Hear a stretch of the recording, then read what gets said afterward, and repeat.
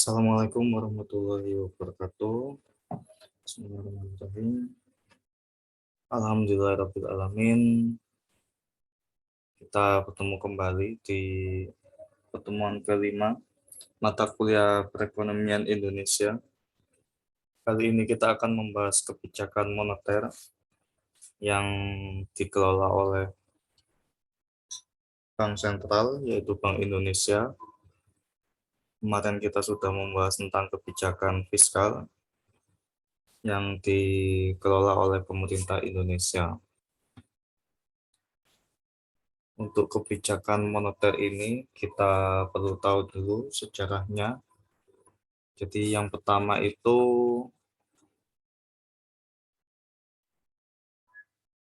pemerintah Indonesia mendirikan Bank Sentral 1 tahun setelah merdeka pada tahun 1946 yang bernama BNI, Bank Negara Indonesia ya. Jadi didirikan sebagai bank sentral dan bank komersial. Artinya bank sentral itu untuk mengatur sirkulasi uang Indonesia, dan bank komersial bisa menyalurkan uang atau kredit ke rakyat atau debitur saat itu. Kemudian pada tahun 1949 itu kan Belanda mulai mencoba masuk lagi. Ada beberapa perjanjian, ada perjanjian Linggarjati, perjanjian Konferensi Meja Bundar, perjanjian ada sekitar 5 perjanjian ya waktu itu jika kita belajar tentang sejarah. Eh, untuk di Konferensi Meja Bundar ini yang saat itu diadakan di Den Haag, Belanda, ada kesepakatan tiga yang harus atau dipaksa agar Indonesia menerimanya jika ingin diakui kemerdekaannya oleh Belanda. Ini yang menjadikan kita itu sudah jatuh tertimpa tangga, sudah dijajah selama ratusan tahun. Saat merdeka pun masih dijajah lagi secara ekonomi. Jika sebelum merdeka dijajah secara militer, setelah kemerdekaan kita dijajah secara ekonomi. Yang pertama itu utang pemerintah Hindia, ini harus diambil alih oleh pemerintah Indonesia. Ini nilainya juga tidak main-main, sekitar 4 miliar dolar Amerika. Nah, saat proklamasi NKRI sendiri tidak memiliki utang. Jadi jika kemarin kita sempat belajar tentang sejarah kemerdekaan Republik Indonesia, di awal kemerdekaan pemerintah sempat mengeluarkan eh, paket hutang kepada rakyat Indonesia. Itu atas inisiatif dari pemerintah Soekarno ya. Tapi di lain hal, kita ini juga harus menanggung hutang dari Hindia Belanda yang senilai 4 miliar dolar itu. Kemudian jika itu tidak ditepati ya tidak tidak bersedia ya otomatis bisa jadi Belanda masuk lagi saat itu membawa militernya. Kemudian kesepakatan yang kedua dengan dalih agar bisa mengambil alih utang pemerintah penjajah Belanda. Jadi BNI 46 ini harus dihentikan sebagai bank sentral. Dia mau diberhentikan Belanda. Belanda inginnya BNI 46 berhenti. Kemudian kesepakatan yang ketiga mengganti BNI 46 dengan DJVS Bank yang sudah ada saat penjajahan Belanda. DJVS Bank ini yang dulunya milik bankir-bankir company dari keturunan Yahudi. Nah, ini yang hebatnya Yahudi ini yang memang menjajah ekonomi setiap negara. pada saat perang dia sudah memiliki konsep ekonomi, penjajahan ekonomi saat itu dengan mendirikan bank-bank sentral di setiap negara, menguasai bank-bank sentralnya, sehingga semuanya larinya nanti ke dolar Amerika. Kemudian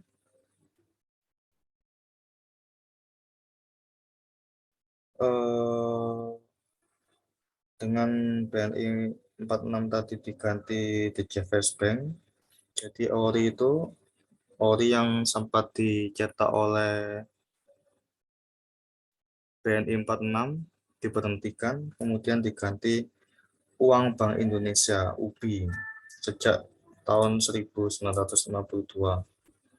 Nah, dengan diakuinya hutang tadi, hutang Hindia Belanda, maka pada tahun 1949 rupiah itu dipatok dipatok sebesar 3,8 per dolar AS, melorot ke 11,4 per dolar AS pada tahun 1952. Artinya ini dulu masih segitu ya. Sekarang kan 1 dolar itu berapa, 15.000. Sementara dulu itu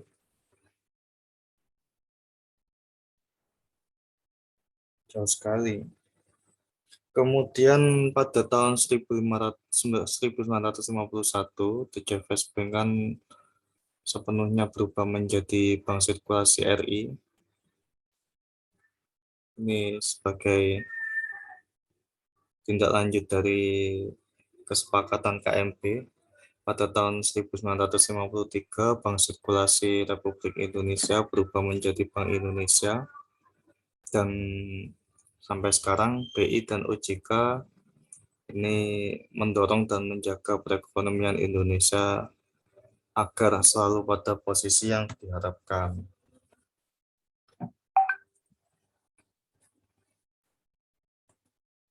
Kemudian apa itu kebijakan moneter? Ini ada beberapa definisi.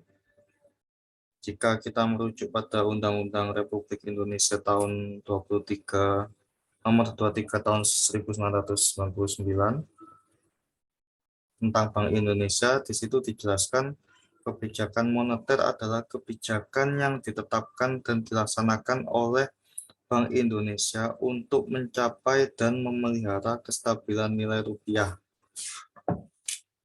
yang dilakukan antara lain melalui pengendalian jumlah uang beredar dan atau suku bunga. Itu menurut undang-undang ya. Kemudian ada beberapa ahli, menurut Samsi dalam Yuswar Zainul Basri dan Mulyadi Supri, itu dia mengatakan kebijakan moneter itu adalah kebijakan yang dilakukan oleh pemerintah di bidang keuangan yang berkenaan dengan jumlah uang yang beredar dalam masyarakat. Intinya sama. Jadi bisa kita simpulkan bahwa kebijakan moneter merupakan suatu bentuk kebijakan yang dijalankan guna menstabilkan jumlah uang beredar yang diterbitkan oleh suatu negara, baik uang tersebut beredar di suatu negara. Itu definisinya. Kemudian bagaimana dengan fungsinya? Ada 5 ya fungsi dari kebijakan moneter. Yang pertama, mendapatkan dan mengambil manfaat dari struktur suku bunga yang paling sesuai. Jadi ketika uang sedang banyak beredar di masyarakat, maka suku bunganya dinaikkan dengan harapan uang yang ada di masyarakat ini nantinya lari ke deposito. Kemudian juga ketika suku bunga naik, harapannya bisa harga saham juga otomatis naik. Maka banyak yang membeli saham di pasar modal untuk mengurangi jumlah uang yang beredar di pasar. Kemudian fungsi kedua, meraih titik keseimbangan antara permintaan dan penawaran uang. Ini dengan nanti ada 3 caranya agar bisa mencapai titik keseimbangan permintaan dan penawaran uang. Uang itu kan jika terlalu sedikit bahaya, jika terlalu sedikit yang beredar di masyarakat itu bahaya, jika terlalu banyak juga berbahaya, maka harus seimbang. Kemudian yang ketiga, menyediakan fasilitas kredit yang tepat bagi perekonomian yang sedang berkembang. Ini misalkan seperti yang kemarin, sedang terjadi COVID, maka Bank Indonesia mengeluarkan kebijakan restrukturisasi kredit. Artinya kreditnya bisa ditunda pembayarannya, tapi itu pun juga dengan konsekuensi dendanya juga dinaikkan, akhirnya jatuhnya lebih mahal. Kemudian ketika sekarang sedang pemulihan ekonomi, maka Bank Indonesia melakukan kebijakan percepatan pembiayaan kredit. Jika kemarin di restrukturisasi, sekarang harapannya eh, pembiayaan kredit usaha rakyat KUR itu bisa segera terserap oleh masyarakat. Kemudian yang keempat, fungsi kebijakan moneter adalah pendirian, pelaksanaan, dan perluasan lembaga keuangan. Ini sekarang ada di OJK fungsi ini. Jadi dulu masih ada di BI, kemudian semakin lama semakin berkembang, maka OJK ini akhirnya berdiri sendiri untuk fokusnya dalam melakukan pendirian, pelaksanaan, dan perluasan lembaga keuangan. Secara praktis ada 6 industri jasa keuangan yang ditangani oleh OJK. Ada perbankan, asuransi, pegadaian, kemudian perusahaan pembiayaan, pasar modal, dan dana pensiun. Kemudian yang terakhir, manajemen utang. Jadi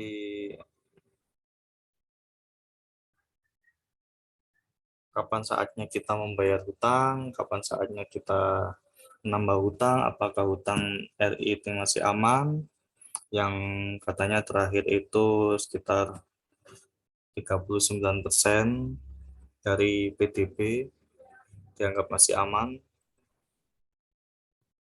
Sementara dulu terakhir zamannya SBY itu sekitar 30%, artinya ada kenaikan.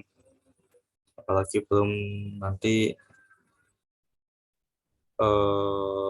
tadi menyambung ke sebelumnya kan, kita baru 4 tahun baru merdeka, kita sudah dibebani hutang dari Hindia Belanda. Dia yang hutang, kita yang suruh bayar. Wah, hebat.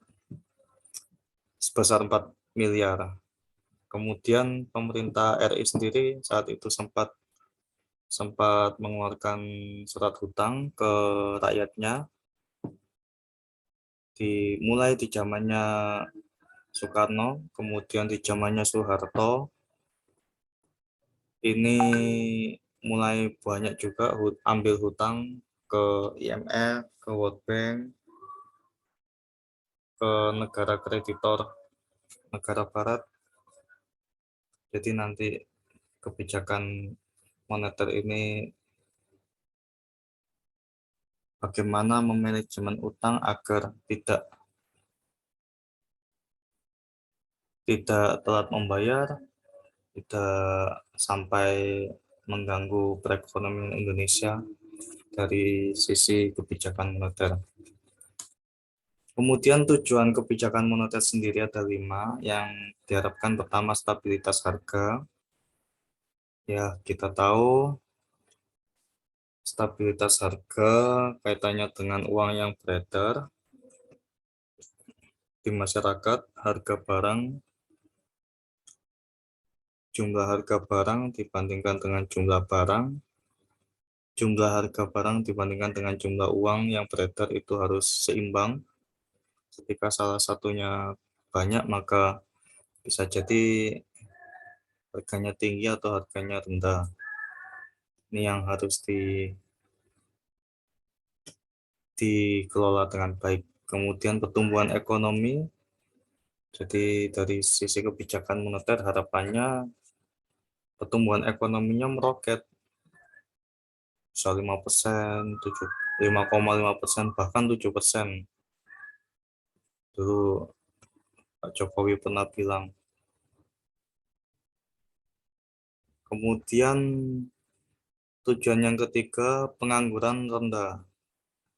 Ini harapannya kebijakan moneter ini bisa memperluas lapangan kerja dan pengangguran menjadi rendah. Ini tujuan idealnya ini ya, 5 ini ya. Apakah sudah terrealisasi atau belum ya? Kita bisa mengamati dari banyak media online sekarang, mana yang sudah tercapai, mana yang belum. Kemudian yang keempat, stabilitas suku bunga. Kapan saatnya suku bunga dinaikkan, kapan saatnya suku bunga diturunkan, itu tentu menyesuaikan kondisi. Kemudian nilai tukar uang ini harus stabil juga. Jangan sampai terjadi ketidakstabilan dari 15.000 langsung melonjak jadi 20.000. Ini yang menjadi ekonomi terganggu. Kemudian instrumen kebijakan moneter. Jadi dalam mengontrol jumlah uang beredar di Indonesia, maka Bank Indonesia ini sebagai otoritas moneter harus melakukan beberapa kebijakan ini. Yang pertama, kebijakan suku bunga.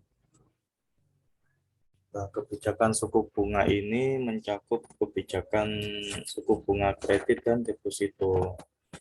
Jadi, pada saat kebijakan menaikkan dan menurunkan suku bunga kredit,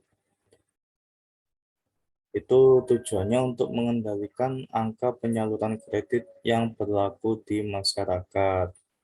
Saat tingkat suku bunga kredit dinaikkan, maka ditujukan agar uang yang keluar atau tersalurkan melalui kredit itu dapat berlangsung secara sangat selektif, tidak tidak sembarangan orang bisa mendapatkan, hanya pihak-pihak tertentu saja yang mampu mengembalikan pinjaman. Kemudian pada saat tingkat suku bunga kredit diturunkan, itu dimaksudkan agar timbulnya kegairahan publik dalam meminjam dan mempergunakan dana tersebut dalam batas kemampuan yang memungkinkan bagi mereka yang memperoleh keuntungan dan tentunya mampu mengembalikan pinjaman. Suku bunga diturunkan, mudah meminjam tapi tidak bisa mengembalikan, ini yang repot. Nah, biasanya ada persoalan yang kredit macet itu ini timbul persoalan yang meminjam itu ketika suku bunga kreditnya murah. Namun pada penggunaan dananya pada saat ekonomi yang masih tidak kondusif, seperti kemarin kasus flu burung, suku bunganya diturunkan, orang orang berbondong-bondong untuk mengambil hutang baru, terutama ini peternak unggas ambil hutang, ternyata masih ada kasus flu burung saat itu, sehingga uang yang diambil tentu juga utang yang baru itu tentu juga tidak terrealisasi, tidak tidak terrealisasi dengan baik, sehingga munculnya kredit macet.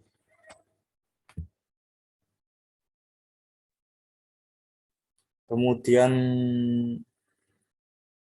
ada juga terkait dengan hubungan kebijakan suku bunga ini di deposito dengan saham. Jadi pada saat suku bunga deposito itu diturunkan, maka investor itu akan memindahkan sejumlah dananya ke saham dengan analisis keuntungan saham lebih tinggi nilainya daripada memasukkan deposito. Kemudian juga sebaliknya, pada saat suku bunganya tinggi, maka investor ini akan memindahkan dananya dari saham ke deposito. Nah, persoalannya menjadi kompleks itu ketika uang yang dipakai membeli saham ini uang dari pinjaman kredit yang ketika suku bunganya rendah tadi. Kemudian harapannya nanti mendapatkan keuntungan yang besar, ternyata tidak sesuai, maka timbullah kredit macet. Ini repotnya kebijakan suku bunga itu seperti itu. Jadi menaik turunkannya juga harus hati-hati. Jangan sampai menimbulkan masalah baru, yaitu kredit macet. Kemudian instrumen kebijakan moneter yang kedua, ini kebijakan pasar terbuka ya. Jadi ini dengan cara menjual surat berharga yang dimiliki surat berharga yang dimiliki pemerintah dengan harga terjangkau oleh masyarakat. Ini tujuannya untuk menarik jumlah uang yang beredar di masyarakat. Karena dirasa jumlah uang yang beredar ini terlalu banyak. Ketika jumlah uang yang terlalu banyak, maka ada potensi inflasi terjadi. Jadi harapannya dengan adanya kebijakan ini, inflasi lebih terkendali, tidak terlalu tinggi. Makanya inflasi itu cukup satu digit. Satu digit itu artinya ya cukup 1-9%. Jangan sampai 2 digit itu 10% ke atas. Jadi inflasi harus bisa terkendali. Nah, suksesi operasi pasar terbuka ini juga tergantung pada keberadaan pasar efek yang terorganisasi dengan baik. Kemudian kedua, pemeliharaan rasio cadangan kas tetap oleh bank-bank komersial. Kemudian yang ketiga, ketiadaan fasilitas rediskonto dari bank sentral.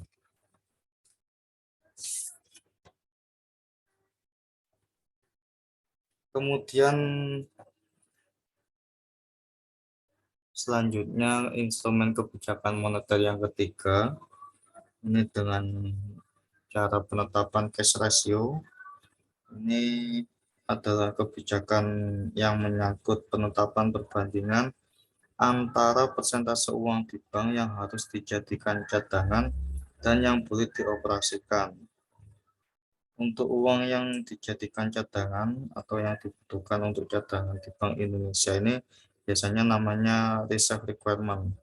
Nah, kalau kita tahu siklus keuangannya, uang itu kan awalnya diproduksi oleh Perum Peruri, perusahaan umum percetakan Republik Indonesia. Di situ dicetak uang yang sulit untuk dipalsu, kemudian dikirim ke Bank Indonesia. Bank Indonesia kan kemudian mendistribusikan uangnya itu ke bank-bank umum, salah satunya BNI tadi 46. Kemudian dari BNI 46 didistribusikan kepada para nasabahnya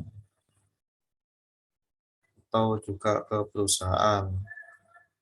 Kemudian jika uang yang beredar itu mau ditarik, jadi uang yang beredar melalui kegiatan ekonomi berpindah tangan terus-menerus karena orang membeli sesuatu.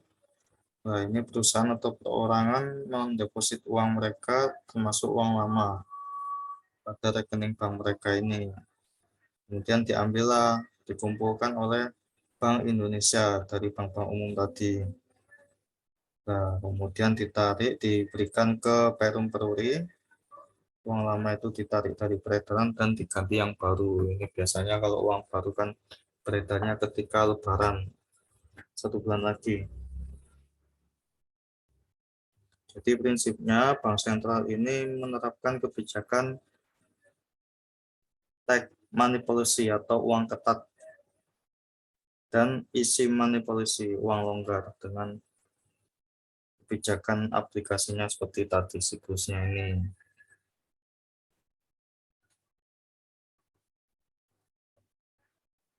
Kemudian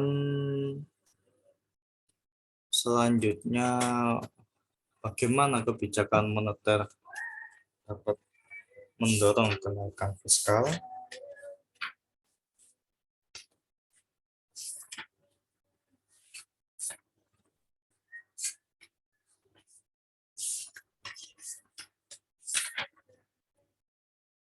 Ini menarik ya. Jadi salah satu kebijakan moneter itu kan ada penetapan suku bunga, baik suku bunga pinjaman maupun suku bunga tabungan.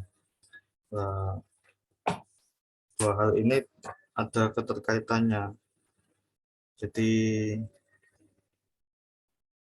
kondisi seperti ini bisa terjadi pada saat penetapan suku bunga pinjaman yang diberikan berada pada posisi yang benar-benar layak untuk dipinjamkan. Dengan kata lain, penerapan suku bunga pinjaman tidak memberatkan para debitur karena jika suku bunga pinjaman yang diperoleh oleh debitur tadi terlalu tinggi, dianggap tidak layak dengan keadaan pasar yang ada, maka para pelaku usaha itu tidak akan meminjam dana ke perbankan. Maka suku bunganya harus layak sesuai keadaan pasar agar pelaku dunia usaha, para pengusaha ini bersedia melakukan peminjaman ke perbankan. Kemudian dengan perolehan dana pinjaman yang layak tadi, maka aktivitas usaha kan bergairah. Ada aktivitas usaha, ada aktivitas produksi. Karena dana pinjaman tadi dipakai untuk inovasi produk, untuk ekspansi usaha lain yang dianggap memiliki nilai profitable atau menguntungkan untuk masa depan. Nah, otomatis dengan adanya perputaran tadi, perputaran uang, otomatis ada peningkatan aktivitas bisnis yang diikuti dengan peningkatan aktivitas produksi perusahaan dan memberikan pengaruh pada naiknya pendapatan perolehan pajak.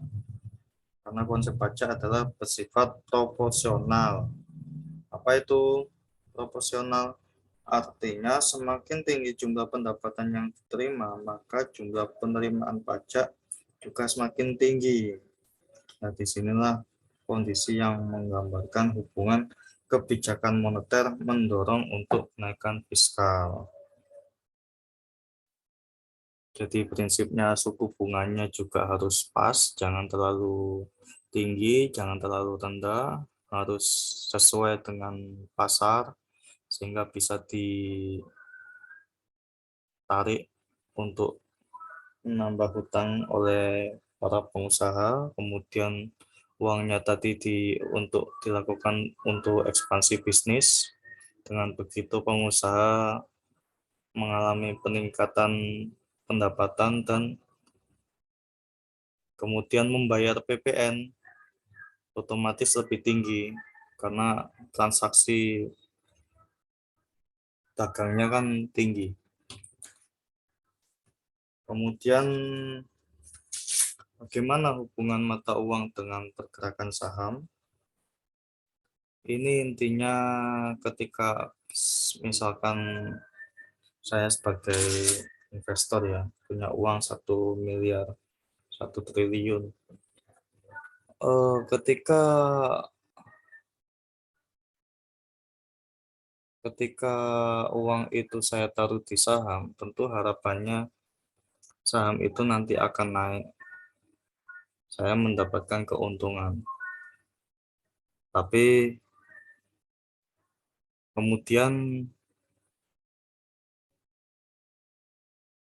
uang itu nanti bisa jadi saya tarik karena ada nilai tukar mata uang. Misalkan zamannya kemarin krisis krisis tahun 98, uang yang sudah terlanjur ditempatkan di pasar modal, di saham, maka kemudian ditarik oleh investor, ditaruh di mata uang Amerika, US dollar.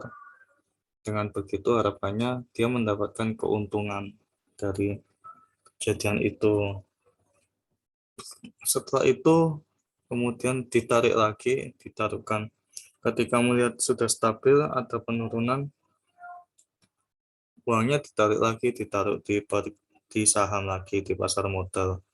Nah, begitulah intinya investor maunya mengambil keuntungan dari setiap uang yang ditanamkan. Maka dari itu kebijakan moneter juga harus hati-hati. Karena ketika tidak hati-hati maka investor ini bisa jadi lari ke nilai tukar atau ke harga saham. Jadi sederhananya itu ada hubungan yang saling memengaruhi antara nilai tukar dengan harga saham. Di pasar modal itu baik untuk jangka pendek dan maupun jangka panjang. Nah, bagaimanapun kan efek positif terjadi terlihat pada depresiasi mata uang terhadap harga saham dalam jangka pendek. Rupiah cukup terdepresiasi pada saat pemerintah mengambil kebijakan untuk menaikkan suku bunga dengan tujuan untuk menahan jatuhnya nilai rupiah. Tentunya di samping untuk menarik capital inflow agar rupiah terapresiasi. Terapresiasi artinya nilai rupiah menjadi naik. Tapi dengan tingginya suku bunga, sangat mungkin bisa mengakibatkan turunnya present value dari future cash flow perusahaan, sehingga mengakibatkan harga saham menjadi jatuh, dan ini sangat sesuai dengan teori arbitrage. Ya, intinya ada ada perubahan kenaikan kecenderungan naik turunnya mata uang dengan saham ini dilihat dari kebijakan moneter dari tingkat suku bunga tadi. Kemudian konsep nilai tukar mata uang ini ada 3. Yang pertama fixed exchange rate, artinya nilai tukar uang ini tetap.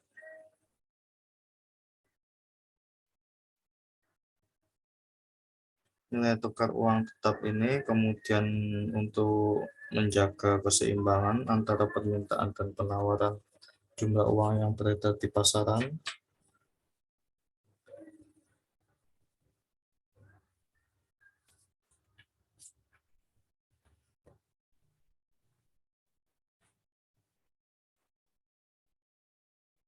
Tujuan dari kebijakan ini biasanya kenapa memilih fixed exchange rate?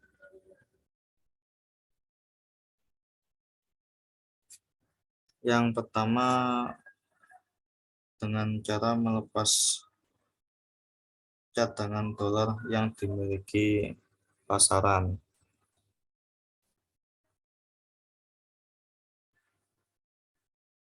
Melepas cadangan dolar yang dimiliki pasaran, jadi Bank Indonesia itu kan tentu mempunyai cadangan dolar. Ketika terjadi pelemahan rupiah terhadap dolar, maka cadangan dolar ini perlu dilepas. Harapannya untuk menguatkan mata uang rupiah mendapatkan apresiasi. Misalkan pada tahun dulu ya, 1 Januari 2018, itu $1 dihargai 14.550. Kemudian pada 1 Januari 2017, $1 itu dihargai 14.250. Artinya ada depresi sebesar 300, ada pelemahan nilai tukar rupiah sebesar Rp300 dalam jangka waktu 24 bulan. Dalam waktu 24 bulan ya. Nah, untuk menstabilkan kembali agar 14.250 lagi, itu dilakukan intervensi dolar di pasaran dalam hitungan 300, atau menarik rupiah dalam hitungan 300 dari seluruh mata uang rupiah yang beredar di pasaran. Kemudian kedua, menarik jumlah uang yang beredar di pasaran. Misalkan dengan cara menjual obligasi kepada masyarakat, kemudian menaikkan suku bunga tabungan agar masyarakat gemar menyimpan uang di bank. Kemudian yang ketiga, menaikkan suku bunga kredit agar penyaluran dana ke publik dalam bentuk kredit terkendali atau hanya terjadi dalam jumlah yang benar-benar dihendaki. Yang keempat, membatasi bahkan menghentikan jumlah uang yang akan dibawa ke luar negeri. Karena pada saat domestic currency dibawa ke luar negeri atau beredar di luar negeri, sangat sulit bagi suatu negara mengontrolnya dan mengetahui secara persis di mana dan dalam jumlah uang berapa uang tersebut berada. Yang kelima, melakukan kebijakan pencetakan uang kertas baru dengan gambar dan warna yang berbeda dari yang lama, dengan alasan uang lama akan ditarik dari pasaran dan digantikan oleh uang baru.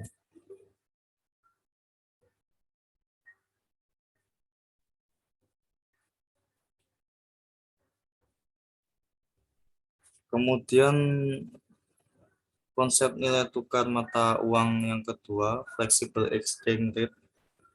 Ini konsep nilai tukar yang diserahkan pada pasar tanpa ada kontrol. Jadi ini sama saja disebut dengan sistem mata uang mengambang.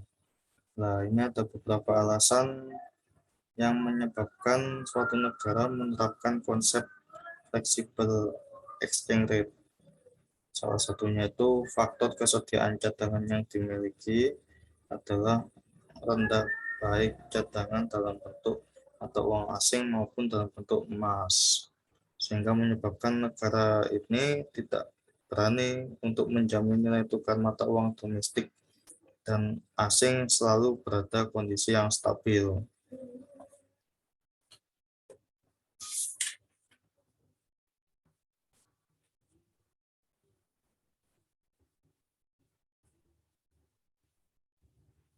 Kemudian yang ketiga, manage floating exchange rate. Ini penerapan konsep ini itu konsep nilai tukar mata uang asing dengan mata uang domestik suatu negara secara mengambang namun tetap terkendali. Dalam artian pemerintah di suatu negara tersebut tetap mengontrol dan berusaha penuh untuk tetap mempertahankan nilai tukar dalam batas-batas yang wajar, dalam ukuran yang diterima psikologi pasar. Nah, untuk menurut Tony Hartono, sistem kurs mengambang terkendali ini diterapkan oleh beberapa negara ASEAN, termasuk Indonesia, Filipina, Singapura, dan Thailand.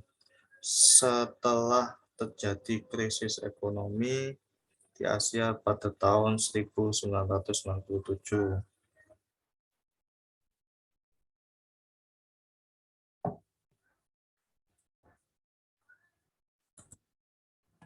Sudah selesai? Alhamdulillah. Kesimpulan dari kebijakan moneter ini adalah kita harus bagaimanapun kita harus mendukung setiap kebijakan moneter yang diterbitkan oleh Bank Indonesia, dan ketika suku bunga dinaikkan ya kita tentu coba apa menahan dulu uang yang kita miliki di bank agar jumlah uang yang beredar di pasaran tidak terlalu banyak. Tapi ketika suku bunga itu tadi menurun, maka kita bisa mengambil pembiayaan atau juga bisa berbelanja, membelanjakan uang kita sehingga jumlah uang yang beredar di pasaran bertambah. Demikian mata kuliah pertemuan hari ini. Wabillahi taufiq wal hidayah. Wassalamualaikum warahmatullahi wabarakatuh.